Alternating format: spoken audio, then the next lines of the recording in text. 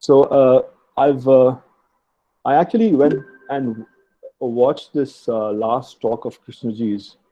I must have seen it earlier as well. And I found this. Amresh, your voice is echoing. I don't know why. I Uh, see. is it true for everybody or it's only No, sir. I mean, there's no echoing for me. okay? Uh, So yeah. I think maybe you can reduce the sound or uh, perhaps go out of the system and come back. That will perhaps help. I don't know. Should I leave and then sign in again? Can I No, try that? no, it's Yeah, I okay, think Amrit. try and do that, please. Yeah. Siddharth, I think you are okay, sir. okay. It's okay. Your voice is clear. I think there are a few other people I want. I see one Mr. Y.D. Murthy Yeah. and Your voice others. is clear, sir. If your audios can be muted, then perhaps there won't be an echoing. Dubeji, you could also perhaps mute yours. Yeah, okay. I hope that is helpful. So I must say that I feel a little, a bit like trying to address a question that is perhaps too large for me to take up and feel that I might do justice to it. Nevertheless, I think it's a very interesting question and one that I would like to engage with. So I'm speaking more as somebody who's interested in the question rather than someone who has a lot to offer by way of an understanding. The way I'd like to approach it is to see what is it that Krishnaji might have meant by using that phrase, if your thinking is not straight, think straight logically. One of the things that my mind jumped to in thinking about this is in terms of just the clarity of logical reasoning, of intellectual thought, of scientific reasoning. That's what I kind of jumped to first, and I wondered before I watched the talk itself how Krishnaji might be meaning this. But when I watched the talk and I considered different ways of looking at why Krishnaji put it this way, I think it unfolded for me in a somewhat broader way, and I'd like to talk a little bit about how I saw that, and then others could join. I think that when he says, if your thinking is not straight, think straight logically, it's a challenge that he seems to raise to the one who is wishing to inquire into all this, a challenge to look at their own motives. To be muddled in one's own motive, it seems, isn't going to lead you anywhere. So his words seem to speak to us. You can't be asking a question. Let us even take Krishnaji's question of the origin of creation, which I don't think I'm really equipped to, throw light on. But let us take it just from something of a logical perspective. Maybe we don't go so far as the origin of creation, but what exactly is Krishnaji's challenge to us? What is it that he's posing? What does it mean in the context of inquiring into this whole question to be, to think straight, to think logically? I was thinking that it's not really possible to inquire into fundamental questions, really, of any kind. Just leave aside the question of the origin of creation. It's a challenge to take up any fundamental question and to stay with it. If I have to think clearly about it, I must not only formulate my thought clearly, think logically in that sense, but I have to also, how should I put it, create a space of a sincere intention, a seriousness of purpose. Thinking clearly, logically also means sustaining the inquiry. And I think that the sustenance of the inquiry is not just a matter of logic. And I don't think that's how Krishnaji means it. I started by saying my thoughts first went to logical reasoning and scientific reasoning, mathematical thinking. I don't think that's what he means. So to broaden the scope, I would say I'd look to another phrase of it. He said, put your house in order. You couldn't really think straight, let us say, about the nature of your own seeking if the body, the mind are in a state of ill health, or if there are strong tendencies and impulses, hidden motives that one has not yet carefully examined, so that the false motives that might be not apparent initially may reveal themselves and then drop away. So long as I'm carrying a motive, I am self-deceived. You know, and what is the nature of the self-deception? Because I'm trapped in the kinds of things that Krishnaji has talked about quite at length. I'm maybe trapped in this um, in the in a consciousness or in an approach within which there is a division. There is a sense I have of reaching towards a certain goal. They may be as yet not fully understood by myself. Maybe a background of frustration, perhaps ambition, perhaps lurking sadness of some kind from some other quarter in my life, right? All of that, it seems to me, Krishnaji is pointing out that that's relevant. So if I have to think straight, I have to go to the roots uh, of my thought. And the whole body of thought isn't merely at the level of logic, it is deeply embedded in the root of my motive. Where is it that I'm coming from? And I think that this is a life journey, really. This is perhaps our life journey. To If one is asking this question seriously enough, then I think that one has to first examine what one's motives are and come to terms with them. You can't go ahead, in other words, unless your house is in order.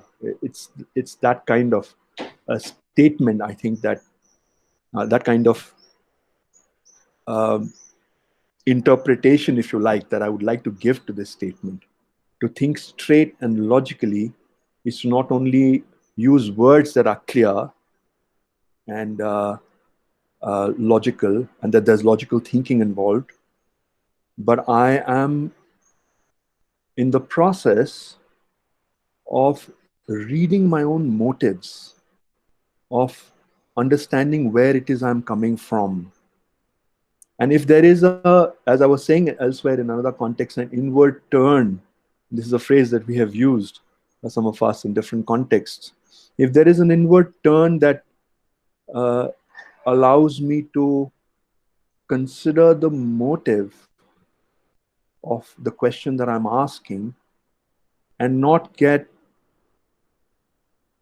shall I say, trapped in the direction of the thought which is pointing to some goal or objective, then that's the movement of straightening out my thinking and being logical, in the sense that there is a connection between the motive that underlies my thinking. I'm not sure if I'm actually doing enough to clarify this, but I really feel, in the context in which Krishnaji's talk is being given, that this statement it really just by itself, it uh, doesn't really do justice to what I think Krishnaji may have meant by such a statement. It's a challenge, but it's not a challenge that you must be logical and follow the rules of logic, or the rules of mathematics and scientific reason. He says, straighten it out. uh, uh, uh, if you ask a question, know simultaneously that the motive you have is one of an interest in arriving at the truth, and that is ambition, perhaps. So even as I ask the question, if I am able to read the motive that is there, then I'm in the process of that clarification, that straightening of thought. This is how I see this. Having put my house in order, then there's a work of inquiring into the nature of my experience, whether it is fear or jealousy or loneliness. And there are other things that would come in. Uh, but I think, let me just go back. I think it wouldn't be possible for me to enter into the nature of fear, into understanding the nature of fear, if I am not if I have not really studied myself enough and come to know myself as the seeker that I am, right? I ask a question, and to me, it has been a greatly humbling journey to realize over the years that questions that I have asked in a certain manner, which it hadn't occurred to me, were being driven by some hidden ambition. Ambition is a rather heavy word. One doesn't normally use that for a sort of an impulse towards arriving at an answer, but it is a kind of a veiled ambition. But it has been a bit of a revelation for me to recognize within myself, uh, in a moment of surprising discovery, that there's that motive. Something I had taken for granted as a genuine asking of a question reveals itself, like under the stones. As you picked it up, you see something there, and in a very simple way, you see. It's not that it is somehow now transforms my life, but there is something that it does. It leads to the dropping away of something. And I think that is a clarifying uh, event. It's not something that you can then hold on to, but the very fact that there is a shift in the manner in which the question was asked is a kind of thinking straight. You are no longer misled by that hidden ambition. So the distortion that ambition is making in the asking of your question, the connection between that identification that has operated, if it has loosened a little bit, then I think something of that straightening has occurred. That's how I would see it. Maybe I should stop here because you wanted me to speak for about 15 minutes. And I would have liked to say a few other things, but it could happen. And if it doesn't, then that's also fine. You can continue, Amresh, for a few more minutes. Yes. Yeah, I just wanted to say one other thing, because there was this old puzzle of mine from many, many years ago. It came back to me as I was thinking about this. And it is perhaps related. It's part of the same journey, isn't it? So there are two things that Krishnaji says at different points, different times in his talks or his writings. I can't refer you to the exact text, but there's one thing he says is, if there's a river of consciousness, the river of your experience, and if you're right there in the middle of it, in the turmoil of it, how will you see anything? How would you understand anything? So that's one picture. Now there's another picture, and it comes from him. He says, if you're standing on the banks of the river and you're watching the river go by, then how will you understand it? And it presented a beautiful paradox for me. I said, oh, this is great. How do we make sense of this? And much later, I think it resolved itself in a certain way. And I wanted to present this resolution as one of the ways in which this straightening may happen.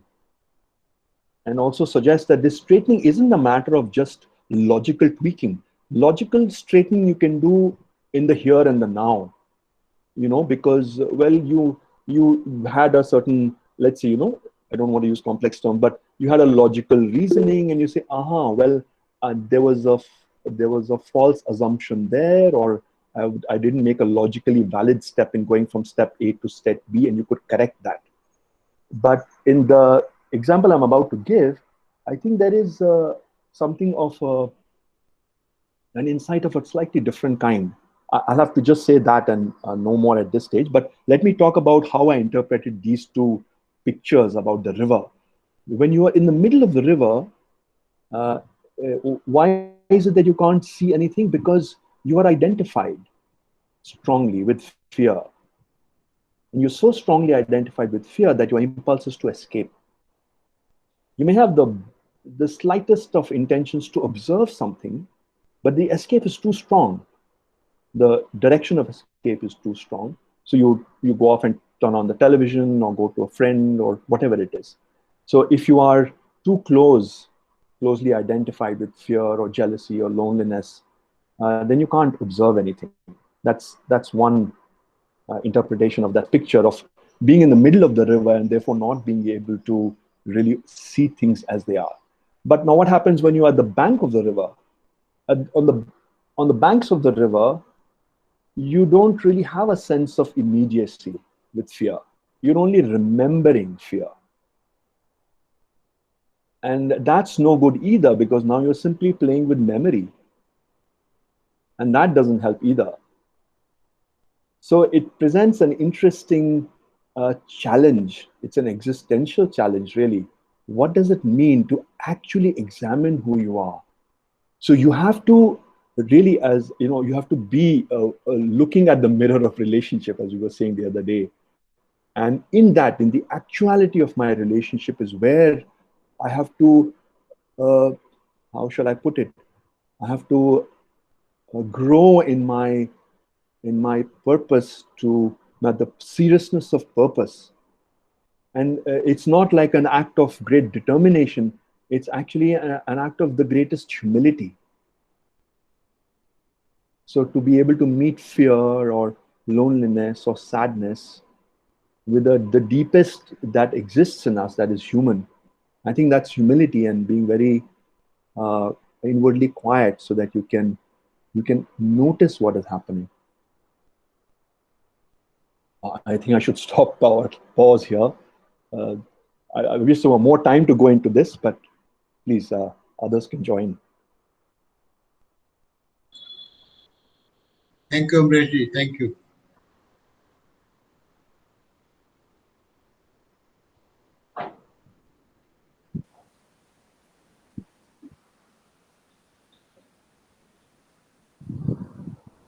I think Dr. Parekh wanted to say something.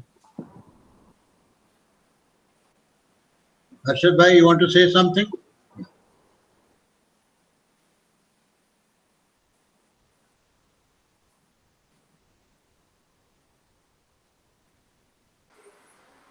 Sir, can I say something, sir? This is Anand here. Yeah, go ahead. Sir, I mean, this is the first time I have noticed where Krishnaji is making positive statements. As I'm going to understand also, this is one of the last speeches in India in '86. So I don't know. I mean, if it is out of his disappointment that he has, I'm just putting within quotes. I mean, within quotes, like we are so conditioned being positive about things in life. Now, if you can't think straight and be logical. And he's talking about creation. Now, creation is something which cannot be communicated. It can't be communicated. I can't formulate it, or I mean, the brain cannot understand what creation is. It's beyond my knowledge. It's beyond my intellect. I cannot verbalize it also. So I mean, when he says, I mean, put your house in order, I understand that. I understand that I'm disorder within quotes. When I say I understand disorder, I'm putting within quotes. I don't say generally that I am disorder. I say I'm perfectly. Whatever I do is correct. Whatever I say is right. That's generally. I mean, that is what the human conditioning is. So the way I have. I won't. Yeah, it's a part of human conditioning. Each person feels he's right. He doesn't look at it. That he's a disordered. He's a disorder. So probably I'm not too sure what is the reason for him to have made this positive statement. Generally, he does not. And logic again, when I'm talking about creation or the origin, I don't think, the intellect can understand what creation is. Creativeness, yes, but creation is something, one has to look at it. It's only uh, uh, with self knowledge. With self knowledge, creation could be understood, or I don't, I'm just putting in words. With self knowledge, creation is there, I would say. Uh, but otherwise, knowledge, or intellect, it's going to be a challenge to understand what the origin or creation is. I would say the total negation. Generally, he talks about total negation. Uh, Without that, it's extremely difficult. And also to understand K was also said, many a times you contradict. But he says, can you be with me now? Because different contexts, it means different. Uh, for example, when I'm part of the stream, human consciousness is a part of the stream. So he says, can you step out of the stream is the question. In some of the instances, he did say, when you're not part of it, you're looking from out somewhere, how can there be an understanding of that? So it is a challenge. It is a challenge for us to look at it at that point in time. The moment I'm away from it, I think the understanding is going to be a challenge. I don't know if I'm clear about it, sir, but then I did feel that case says, when you have to be with me, what I'm saying right now, don't go back to the past. Once or twice I heard him say that. When they said, you're contradicting something, the same thing you said in a different way previously. So they said, I see the contradiction, but then he says, can you be with me now? Is what he had stated, sir. Over, sir. Thank you, Anand. Harshad bhai, you were saying something, we were not able to hear you. Could you put your audio on? We are not able to hear you. We are not able to hear you.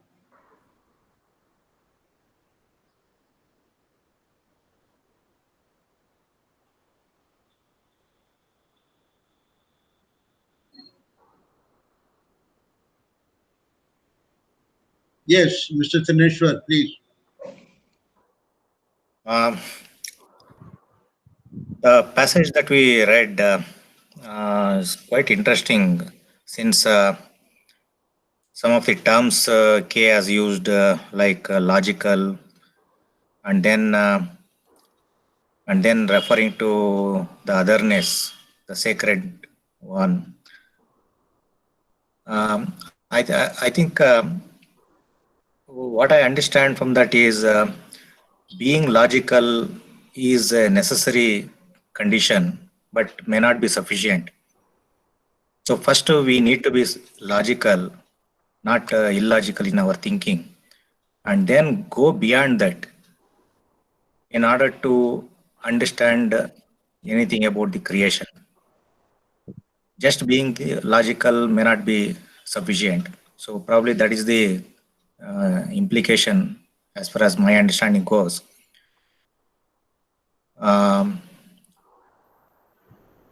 But here, thought itself is something K has talked about, thought being limited, fragmentary, destructive, all sort of thing. So at the same time, we cannot be without thought also. So the implication there probably is that, giving thought the right place. That's what he would have meant. Probably that logical, the term logical may imply that. So righteous thinking probably is implied there, and from there probably we need to go towards understanding the nature of creation. So that is my few words. Thank you. Thank you.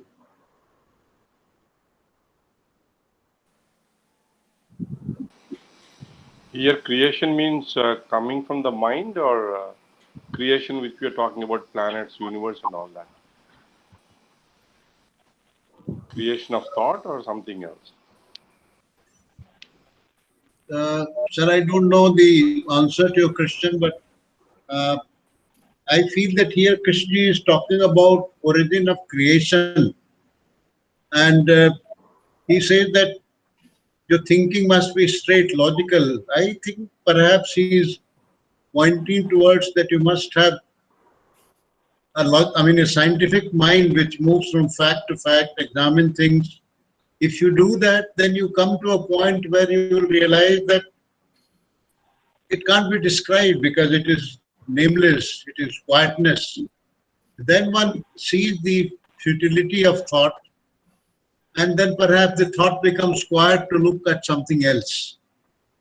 Uh, so I think he's pointing that it's beyond thought. It's beyond our experience, our knowledge, our memory, and all that. Uh, this is the way I look at it. Others can also, maybe Donald, would you like to say something on this? Siddharth also can maybe add something to this.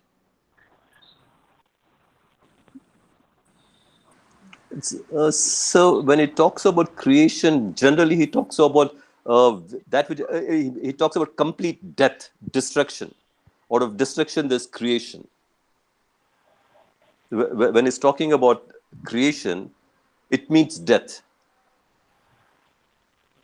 and also the creation is from destruction. Many places he does talk about what creation is. Like love is destructive.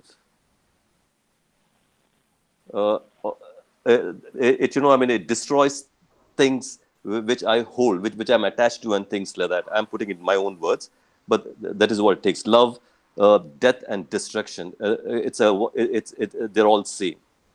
Over, sir. Sir, can I say something? I'll come to you, Mr. Murthy. Let's hear Donald first, then I'll come to you. Okay. Sir. So I missed the beginning of the dialogue. So when I connected with it, it was very, very, very interesting what was being said. But just on the issue of thought and making thought straight, and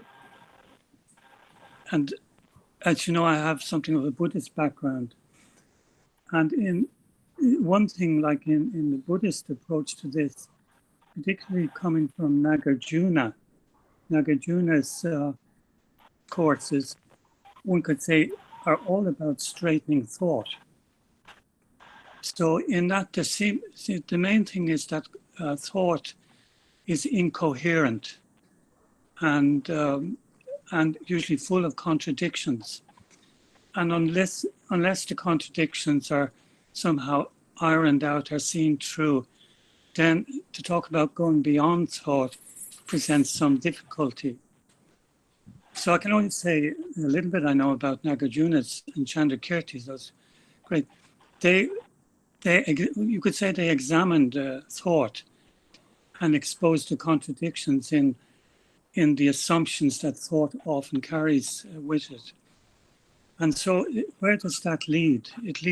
It's entirely in the sphere of the intellect. It's not going beyond thought, but it's not very clear. It's on the level of thought. But what they're getting at is without some, and it seems to resonate with what Krishnaji said in that statement, without that clarity, if the thought is full of contradictions in itself, then we generally are stuck. But what I think Nagarjuna was driving at is not just a philosophical resolution of the contradiction of thought, but just to reach a point to see where thought cannot actually operate, it cannot comprehend reality, call it reality as it is. Yeah, I think even the statements of Krishnamurti, like what was said, very, very interesting about seeing. You're in the middle of the stream, or you're on the bank of the river watching, you know. But what is one's own actual experience, you know, that is occurring, you know? Like if we take the statement, we should watch from the shore. Well, I'll fabricate that, you know. I'll create something in my mind, but what am I actually experiencing?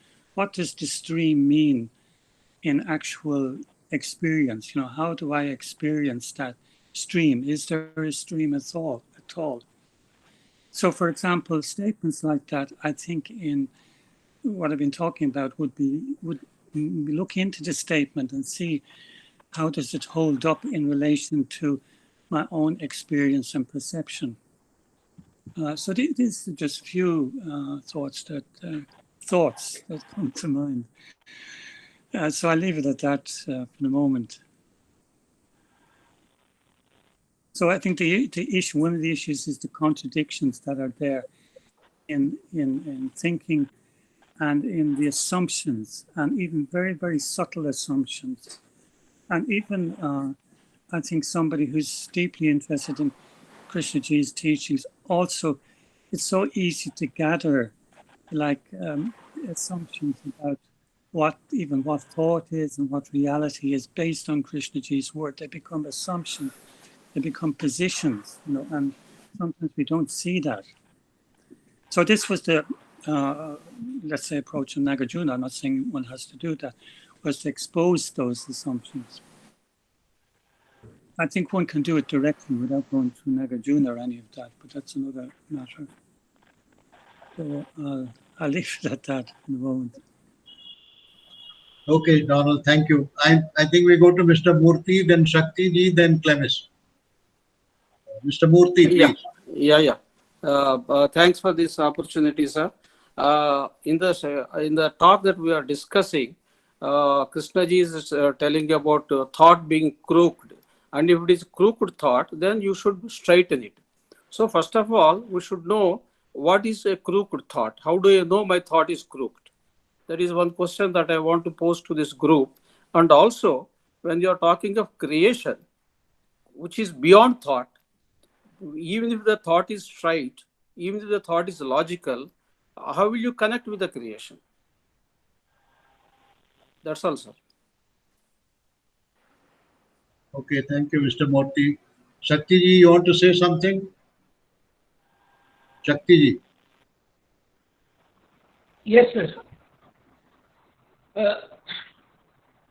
You see, this, when I look at this statement, I feel that Krishnamurti sometimes tells about thought to find its right place. So for me, it's like a hypothesis because I don't know what is it state. But if thought has found its right place, it will naturally be logical, straight, because I remember in his dialogue with Dr. Bohm also, they talk about a thread which goes straight. So unless thought has found its right place, it cannot be logical and straight. That is the meaning which I can infer. Just that I wanted to say. Clemis, you want to say something now? Yeah, please.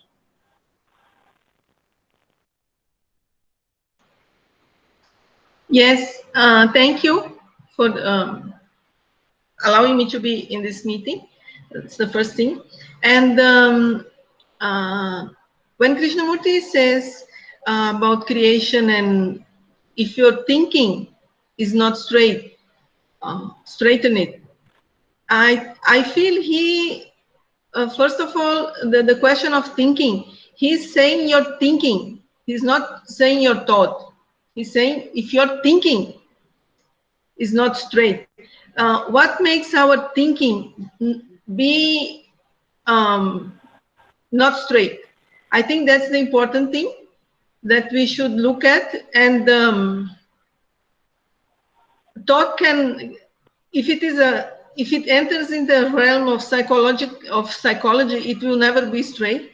So it has to have some harmony, has to be there for thinking to be straight. That's one thing. And when he's talking of creation, I think he's talking of something that really, first, we cannot really talk about that unless there is nobody there anymore to feel like I am talking about it. Because our whole problem is this question that, like somebody was just saying now, if I am at the middle, in the middle of the river, or if I am at the bank of the river. See, as long as I feel I am, I don't think there will be any straight thinking, because this feeling of I am thinking or I am watching is the problem that makes the whole process of thinking not straight. Because then all the things that I feel, I think about myself come in the middle, and so the thought cannot be straight. So first I feel that a lot of self-discovery and self-knowledge has to come into being, and this feeling, this sense of me has to go quite a lot before we can have straight thinking.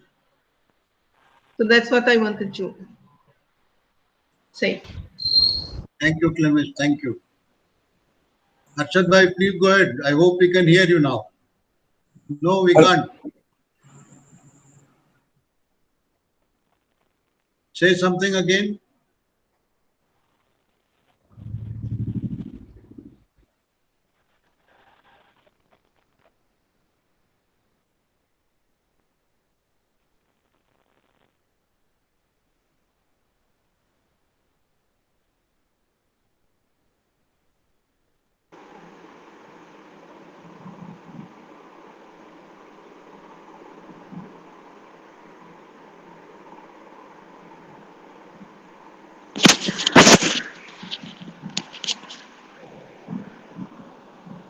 Mr. Krishnan, you want to say something? Yes, sir. Please go ahead. Good evening to everybody. When Krishnamurti says that thought has its right place, we must find the right place for thought. Does he mean to say that thought is a tool only in communicating with other people? Except for that, thought has no place.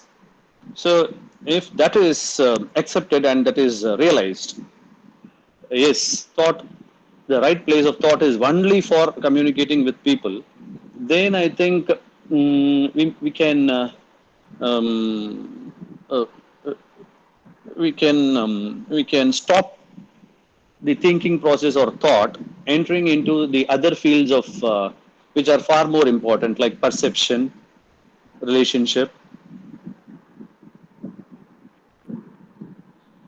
So this is the point I want to tell.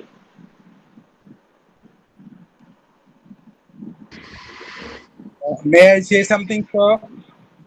Yes. Yes, Santaraji, please go ahead. The right place for thought has a right place only in the functional and technological areas, that communication, and that if I have to navigate to go to my home and so on, technological.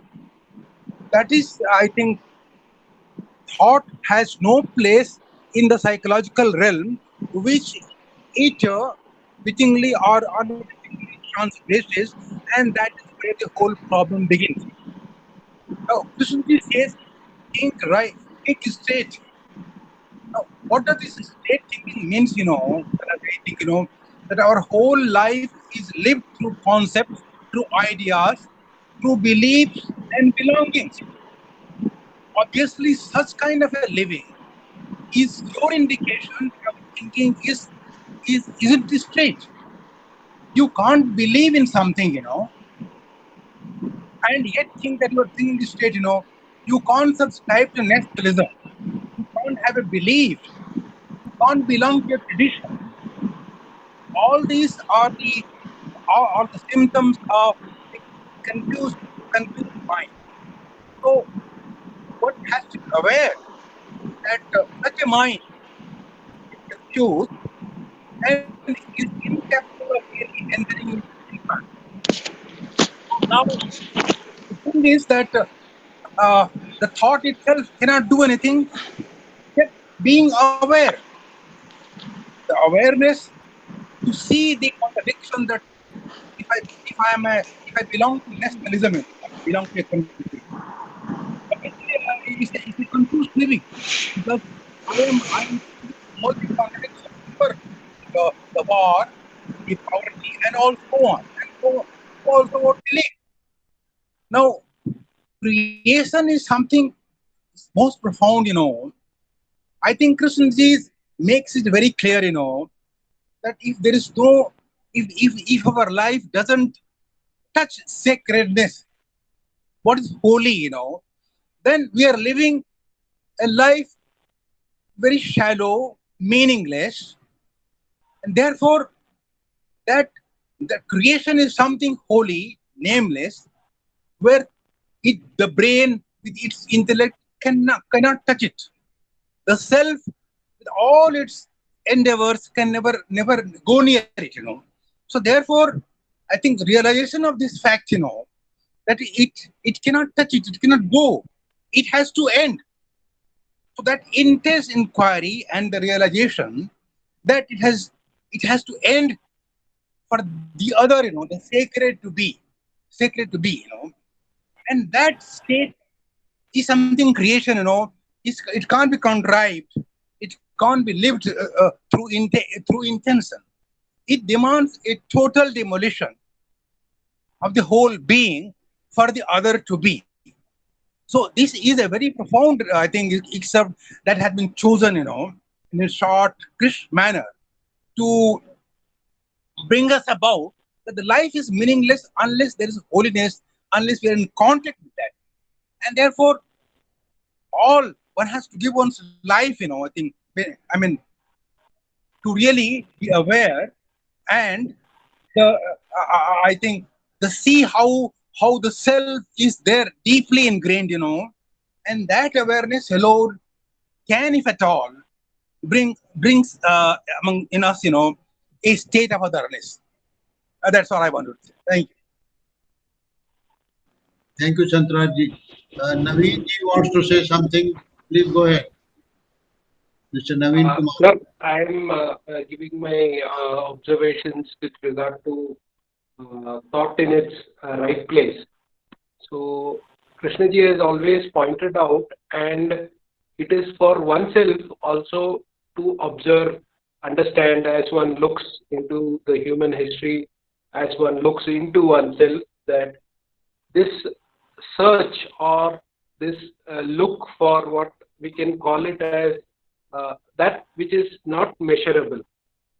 So that seems to be there throughout the human history, and anyone who, at least for understanding, claims that one is in the line of spirituality. So the instrument with which we have all endeavored fruitlessly seems to be with the thought. And here Krishnaji points the futility in the way, I think that in that sense, when he says that think straight. So coming to that point, I think the way we have used thought as a humanity as a whole, because as long as I feel that I am completely different from the other, and my thinking and the me which has come about in a complex manner to manifest in itself and hold on to this thinking thought mechanism which basically operates, I think we all are responsible in that sense for this, thought to go out of way in that sense. The point Krishnaji also brings in terms of how can this me come to an end, and is it in the ending of the me that the thought takes its right place.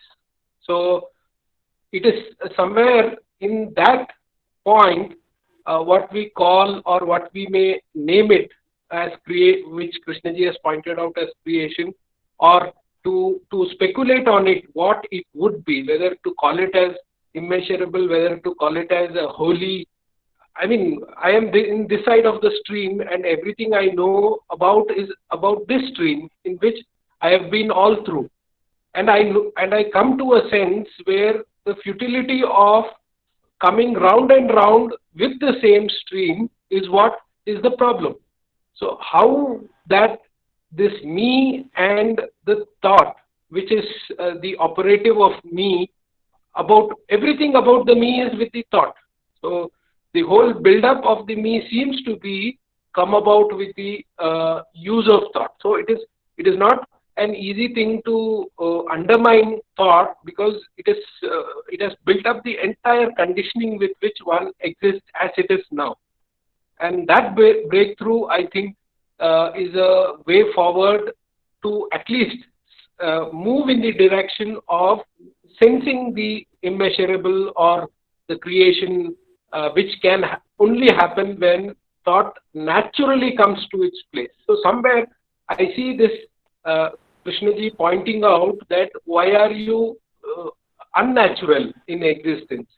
So, and it calls for a very tall order when Krishnaji points out, and at its in his last phase of life, pointing specifically about think properly, logically, and don't be a crook in thinking and all that. I think, even Krishnaji's very movement of what he has been speaking, in that sense, the intensity to the last phase has something more compassionate than the earlier phases. Yes, sir. Thank you, Navinji. Dr. Bhatnagar, you want to say something? Thank you, Dubheji. Good evening. In this particular talk, when one hears it and listens it, one has this sense that Krishnaji is emphasizing the urgency to change, and and he also takes over the issue of life, what we have made of life, what is the origin of life. And at one place he says, not the life of a doctor, not a life of an engineer, life of a scientist. He points it out. So he says that if you kill one bird, there's another bird, and you can't kill all the birds. So what is that origin? And then he also says about this origin as creation. And it says that creation is always with us. So you need to end what is not making you, or the sense, or the creation working at you. You are stopping creation being in touch with you. That's what he's saying. And he also said that creation will not make you feel what it is like, because it is not whirring around making noises. It is very quiet. It is silent. So in a way, he was trying to indicate in various ways that why can't you change? Why can't you have a quiet mind? Why are you worrying around here and there and everywhere, becoming something? You want a life of an engineer, life of a governor, life of a prime minister, life of this, life of that, always in becoming. So in that way he was talking. And he very well knew that this was his last talk, because that's why he says within his breath only, it ends. He wanted us all his life to reach, to be able to sense this. But why we are not able to see this, why we are not in observation, in perception, that actually blocks the creation, the unification with the creation, which is always with us. It is happening all around. It is happening all around. Just yesterday, there was a news that Venus cloud cover has some sign life. So from where that life comes, it is amazing thing that how a biochemical molecule is having life, and we waste our life, we waste our this thing. He was so saddened at the last end because of this. And it is not, many people keep on saying that the teachings, nobody could understand K, and K's teachings did not brought about much needed transformation which he talked about for 60 years. I question these people. What have you done? That's what we have done ourselves. How can we blame Krishna ji at this? And that's why at the end of it, he talks of creation. And if you one sees the film of it, he actually says that I will continue what I have to say because I have to say, because there is death. He says there is death. If you don't, and you will still continue the way you want to continue, but I have to continue. There is death. So he was very definitive. He indicated in many ways that you have to end. You have to end the way you are living. That is not life. Life is more than that. So that is what I want to say, that if we can see that thought has a right place, why we can't see? What stops us? Are we lazy? Are we uncomfortable at the unknown, uncertain? Are we seeking always refuge in some safety? These are vital questions, and these are as relevant as it was in his last talk. Thank you. Thank you, Dr. Bhatnagar. Thank you. Can I say something? Can I say? Yes, please. I would like to ask Amresh. This is based on what Amresh was saying about thought.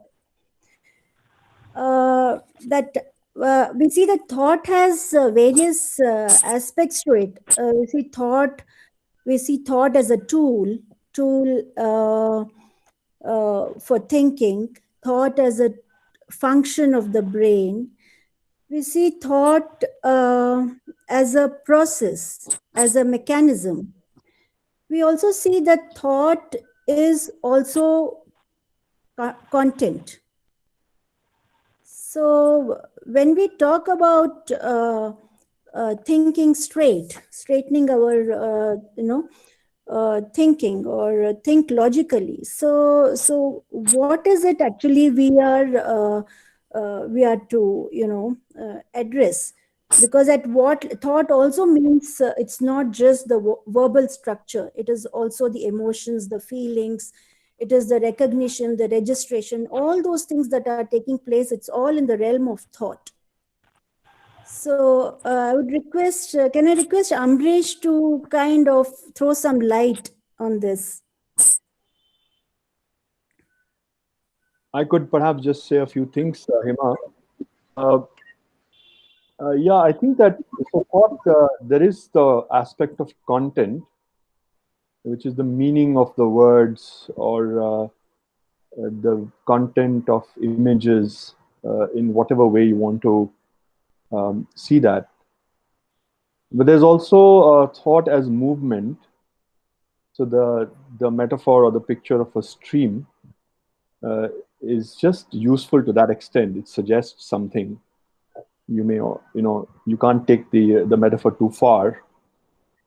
But the idea, the notion that there is you watching the stream, as someone was pointing out, is perhaps part of the movement of thought, the thing that in some way that we will have to understand for ourselves drives the movement. I think that the desire for something arises from a motive. And often motives are not, they don't come with their meaning completely known, made visible, particularly if one is preoccupied or not aware that one is looking for a sort, seeking uh, something or looking in a certain direction. So I think that thought as content is of course the thing that is fairly clear, and if there is a lack of logic, let's say, in a statement you've made, there's some reasoning you are going through, and as I was saying earlier, there is an element of invalid reasoning, you can correct that. But the part that's not uh, corrected easily, particularly through the intervention of another, you can look at some piece of reasoning and speak with somebody else, and they would say, look, you made certain assumptions, and then the conclusions you're making don't follow from those assumptions because of these and these reasons. And you could straighten out that part through participation with another. But the very movement of thought is not something that is visible to another. It's something that I'll have to examine. And I think that movement of thought, and if I can use that expression, the way in which it is crooked, is deeply tied to this division that Krishnaji often returns to over and over again between the observer and the observed. I hesitate to use these terms because they very quickly lead us in some directions. But I think it's a subtle examination to explore what is the nature of this observation that I'm making of something, and how does the observer play a part. The observer is active when there is a certain an unexamined assumption, some unconscious motive. And I think along with the question that one is asking, if one can also look at the motive and what is happening to the movement of thought, not just the content. I don't know if you are able to communicate. These are not easy matters to discuss, particularly in this kind of an online setting, but we could try a little bit. It's not just what you can recognize as thought, but the manner in which that's unfolding, the aspect, the feeling of it. And there is a certain element of content there as well. There is a kind of content in the hidden motive, which when you see clearly, you might say, envy, isn't it? Let's say, or fear, or a sense that there is a certain compulsion in a certain direction.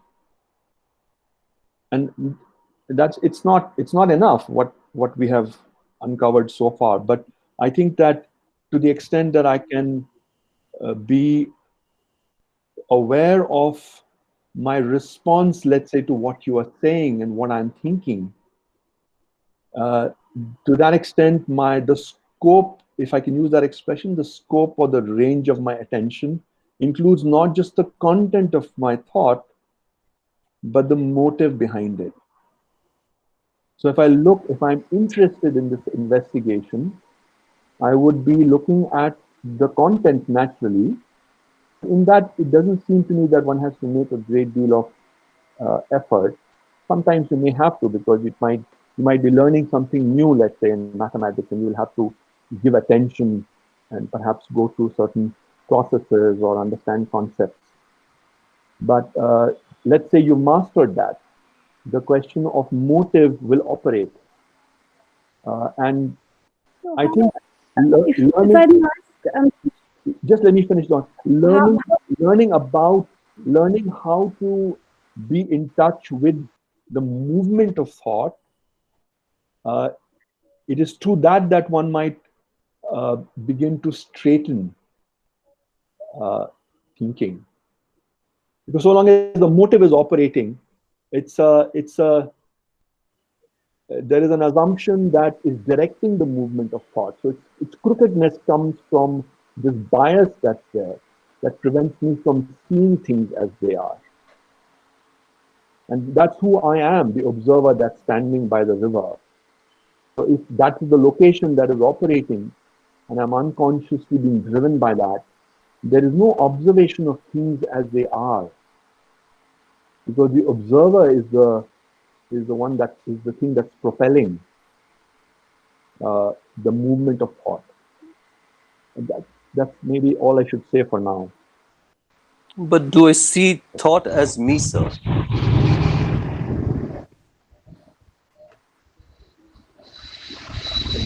Do I observe the thought as me? And my motive, the motive makes me feel that I am alive. All my actions, all my responses, all my reactions, that is what it tells me I'm alive. That is why I continue with it. When I say thought should not be there, that means that I am not there. So that is a huge contradiction. I say that I should understand, or I should have perception. In that process, the me has to come to an end. And every second, I'm trying to protect the me. Can I observe that is a question. Isn't it so, sir? Yes, but I mean, in looking at this question, it doesn't. It may not be helpful to presume that thought has to end. Maybe I've encountered that statement, but I have to understand the way thought is for me first, isn't it? It's not helpful to me if I come to you and have this conversation and I'm interested in this, to simply posit this ending of thought in some form. But there are other kinds of things that are burning inside of me, isn't it? Things that of who I actually am. So I must bring this question of observing myself to where I actually am. The question of creation, I think, is a little removed from this, and it would be, I would say, somewhat futile, perhaps, and perhaps a little vain for me to, move in that direction. Maybe this is not how I should put the matter, as if I am saying that the inquiry is somehow not possible. I mean, it is up to everyone to pursue the question, but I'm just suggesting that, and this is something that I think Krishnaji's words sort of echo to me quite a lot in this direction. He says, start where you are, right? The reality of who I am, it's on that soil that you might discover what it means to see things as they are. And it's in seeing things as they are, it's there it lies. I mean, the sutra-like statements like the first step is the last step, for example, may have a certain, you might think of it in the context of this inquiry where you meet yourself in the ground of who you actually are. So I can't look at the question of creation and the ending of thought if I have fear. Not that I shouldn't. Why not? Please go ahead. I mean, who's to legislate, right? I can think all I want. But just to consider in all humility, there is the question of fear. So if there is fear and there is ambition, I must first meet that and understand its nature as it operates in my life. And it's only then that the fragment that the fear is, and the fragment that is part of me that wants to deal with the fear in a certain way, that I have a relationship with that. Then I have to enter into an ongoing relationship with it, because that is a fact. I can't deny the fact that I have fear. So that brings about fragmentation. So when I say I must have relationship with fear, there's a fragmentation. Sure, Can I understand that I am fear? Almost any statement that, you're right. I think that any statement that we make, because there is a subject and a predicate, and we are speaking in language that involves a division between the subject and the object, the thinker and the thought. So there is always that risk in how we speak, and also the way in which we are thinking. But that is what we have to pause and examine for ourselves. We may have this dialogue, but then now, while the dialogue is happening or later, that's the question that one will have to ask. What is it? What does it mean to observe something without the observer? What does it mean to put my house in order? What does it mean to not escape from fear. I have to render the questions that he raises in the context of my actual life. Because otherwise, and, and if I have an insight about fear, then I may have seen something. I might see something there. There So may the be a need. problem is I'm quite comfortable in life, sir. There's nothing burning in my life. So why would I want? My question is, why would why do I want to look at it at all? To be serious, there must be something burning inside me, which I don't see. So much of violence which is there on this planet, which is going on every day. I mean, I just look at it and rationalize it and reason it out. But I think it's not burning inside me. The no, moment but there I is that think burning, then there is, I mean, then I would want to. I'm putting within within quotes, sir. Then there's some effort to understand what it is. Effort, again, I'm saying it within quotes. think one has to work with oneself, and one can have a certain story about how the world is, and of course, the world is in the shape that it is. We are in contact with it on a daily basis through news that we receive uh, across the globe. But I think that there is a there is value in really uh, having considered the nature of things as they are in the world at large, to really look at myself and to examine my relationship and meet the challenge of conflict in my actual relationship. Because what is happening politically elsewhere is of a piece with what is happening in my life in relationship with another, and what is happening there. There, all that is contained in my conditioning is operating, is responding to the other. And in relationship is then where I have to examine. If I want to consider that question seriously, or at least want to investigate, I might feel initially that I don't have enough energy. I do not have, the question sort of is insubstantial. But that's where I have to work. Return to my own life.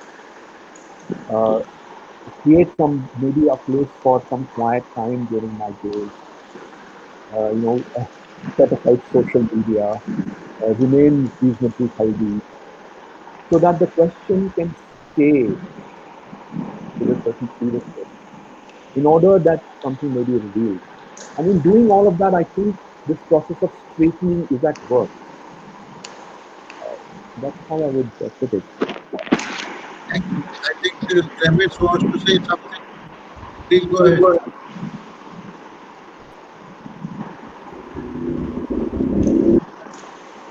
Unmute yourself, yeah. Yeah. I just want to uh, quote something that Krishnamurti said. He says, there is no self to be understood. There is only the thought that creates the self. So the question is, when he says, if your thinking is not straightening, um, is it possible for thought to see itself?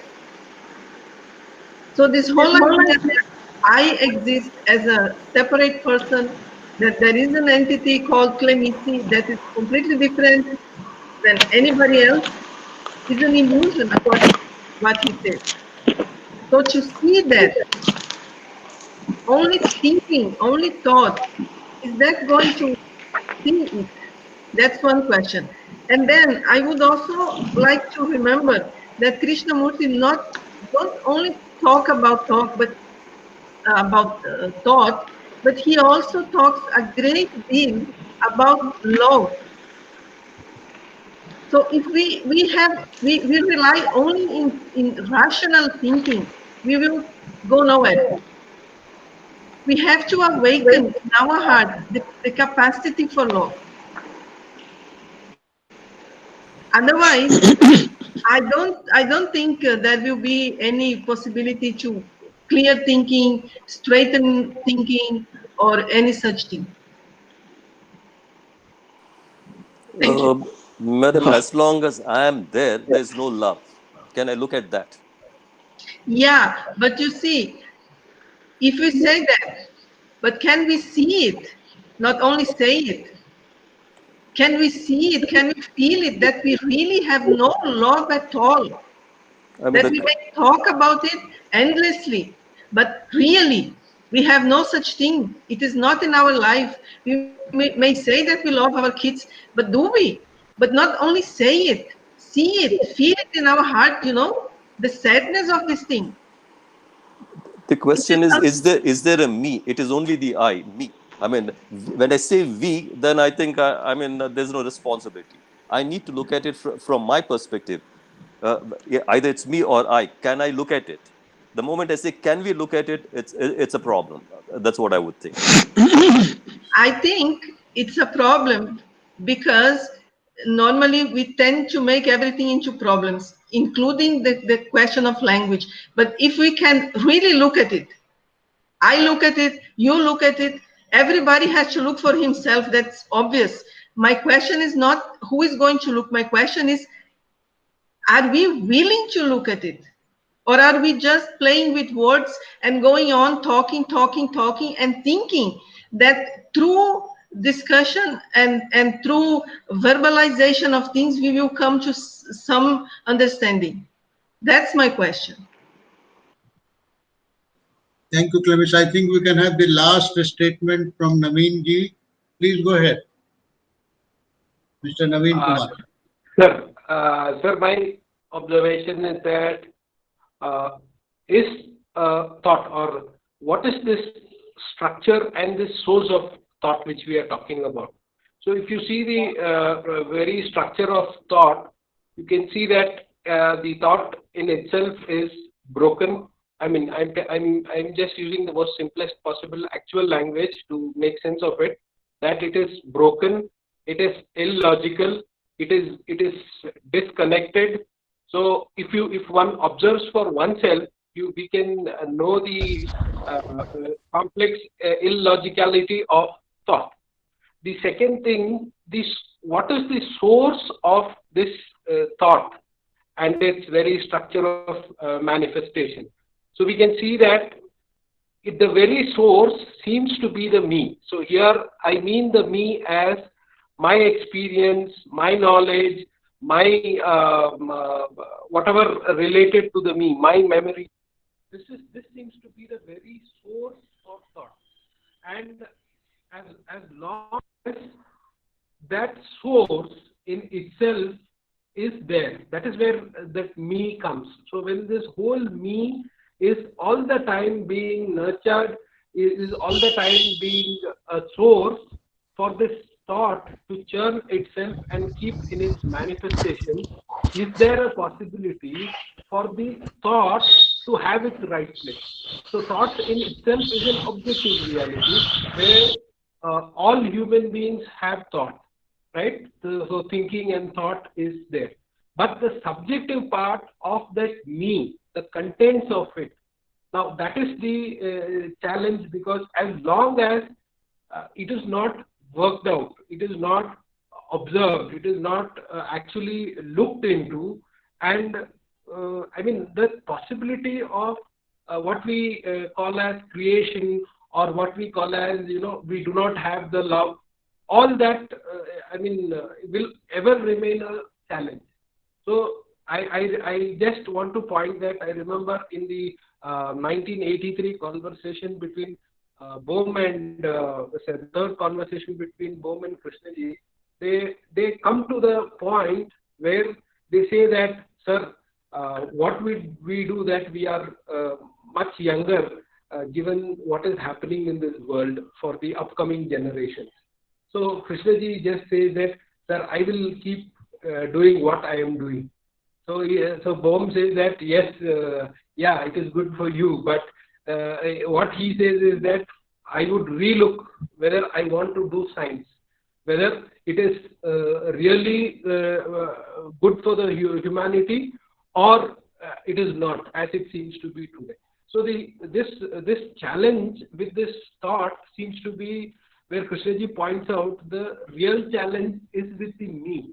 And as long as the me is there and the thought in its manifestation and the thought not getting its right place, I think the challenge always continues. That's my point, sir. Thank you, Naveen. I think we have surpassed our time limit. So we can close now, Arvind. Can we?